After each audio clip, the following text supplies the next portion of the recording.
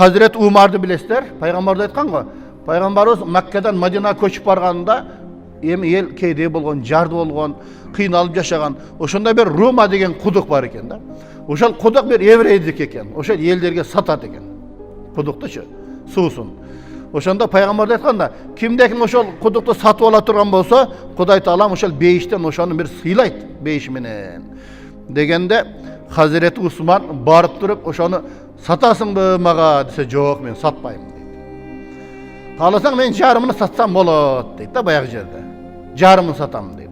Жарымын дегенде кааласаң ошо жуманы бөлө алабыз, же бир күн мен, бир күн сен десе, канча десе, 12.000 дирхам дейт. 12.000 дирхам деп туруп ошону сатат да. Эми карасаңыздар бизге ошо дирхам деген бул жөн эле сөз угулуп атат го, дирхам эле деп коебуз да турабы.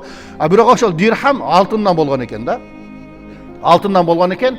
Ошо дирхамды эсептесек, азыр бизде 4 грамм, 250 миллиграмм болот экен.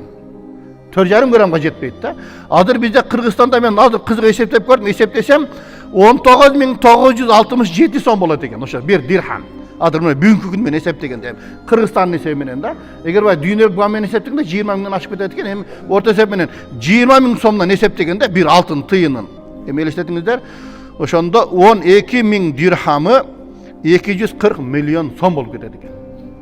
Биздин бүгүнкү сом менен эсептегенде карасаң, мусулмандардын пайдасына деп туруп эмне? Ошол 240 миллион сомго ошону сатып алып койду. 112.000 дирхамга сатып алып койду.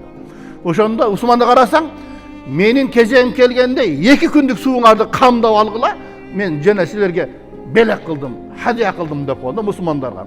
Усмандын кезеги келгенде элдин баары сууну камдап алат экен дагы, эртеси күнү тиги еврейге, яхудиге эч ким барбай койт экен. Сен мен содамды буздуң, эми калгандыгын ал деген экен. Канча десе 8.000 десе, ал 8.000 дирхамды да сатып алып койгон. Ошондо жалпы 20.000 дирхамга сатып алган экен да.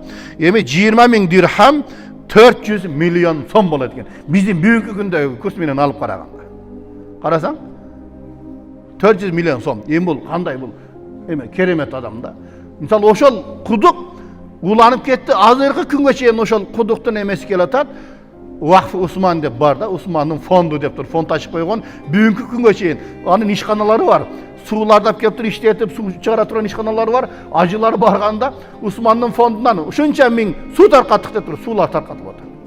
Усмандын фондунан 10 миң кишиге тамак таркатылып деп тамактар таркатып атат да. Анын гостиницалары бар, ошол жерден иштеп туруп эмне? Ошол оборот кетип атат да, мына туганда. Муну Vakf деген сөздү мындайча айтканда вечная инвестиция деп койсок болот экен да. Демек, ал калат экен да, ошол Аллах жолуна коюп койдуң, болду, ошол эмне уланып кете берет экен.